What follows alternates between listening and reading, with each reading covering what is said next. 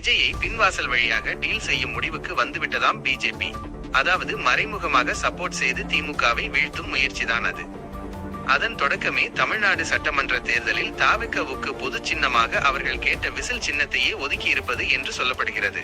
ரசிகர்கள் செல்வாக்கு மிகுந்த அனைவராலும் அறியப்பட்ட நடிகர் விஜயின் தமிழக வெற்றி கழகத்தை NDA கூட்டணிக்குள் கொண்டுவர பாஜக தரப்பு பெரும் முயற்சி எடுத்தது.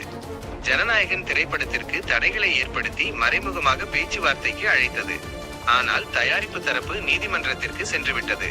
கரூர் பெருந்துயர வழக்கில் விஜய்க்கு சம்மன் அனுப்பப்பட்டது. இதற்கு ஏதாவது எதிர்வினை கிடைக்கும் என எதிர்பார்த்திருந்த நிலையில் ரொம்பவும் கூலாக வந்து CPI முன் ஆஜராகி தனது தரப்பு விளக்கத்தை தெளிவாக தெரிவித்துவிட்டார் விஜய். தமிழக சட்டமன்ற தேர்தலுக்கு 2 மாதங்களே முழுமையாக உள்ள நிலையில் மேற்கொண்டு இதுபோன்ற மிரட்டல் அரசியல் செய்து கொண்டிருக்க நேரம் இல்லாததால் வேறொரு முடிவுக்கு வந்துள்ளதாம் பாஜக மேலிடம். விஜயை NDA கூட்டணிக்கு கொண்டு வரும் முயற்சியை தள்ளி வைத்துவிட்டு விஜயை வைத்து திமுகவை எப்படி முடிவுக்கு கொண்டு வரலாம் என யோசனையை கையில் எடுத்திருக்கிறதாம். தேவைக்கு தனித்து போட்டியிட தேவையான அனைத்து உதவிகளையும் மறைமுகமாக பாஜக செய்து கொடுக்கும். விஜய் விரும்பினாலும் விரும்பாவிட்டாலும் இந்த உதவிகள் கிடைக்கும்.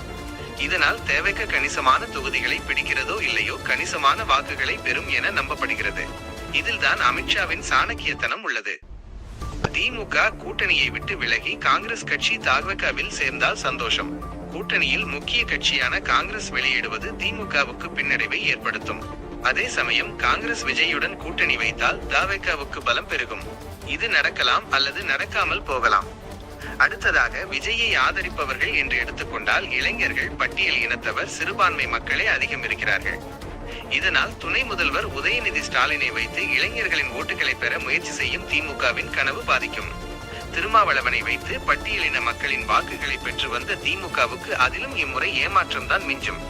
மேலும் பிஜேபியுடன் கூட்டணி வைக்காமல் விஜய் தனியாக போட்டியிடுவதால் திமுகவின் சிறுபான்மையினர் ஓட்டு வங்கியிலும் ஓட்டை விழும். ஆக எப்படி பார்த்தாலும் விஜய் வாங்கும் ஓட்டுகள் அனைத்தும் திமுக மற்றும் அதன் கூட்டணி கட்சிகளின் வாக்குகள் தான். தாவேகா பெரும்பான்மையான தொகுதிகளில் திமுகவின் ஓட்டுகளை பிரிக்குமானால் அந்த இடங்களில் திமுக கூட்டணி 2ஆம் இடத்திற்கு தள்ளப்படும். இதனால் அதிக தொகுதிகளில் வெற்றி பெற்றாலும் தனித்து ஆட்சி அமைக்கும் நிலை திமுகவுக்கு கிடைக்காது. அதுவே பாஜகவுக்கு மிகப்பெரிய வெற்றிதான் என கருதுகிறாராம் அமித்ஷா. அதே சமயம் தாவேகா எத்தனை இடங்களில் வெற்றி பெற்றாலும் அவர்களை குதிரை பேர அரசியலில் வீழ்த்தி விடலாம் என்ற கணக்கும் இதில் அடங்கியுள்ளது. இதன் முதற்கட்ட முயற்சியே தாவேகா கேட்ட விசில் சின்னம் பொது சின்னமாக அவர்களுக்கு வழங்கப்பட்டுள்ளது என்று கூறப்படுகிறது.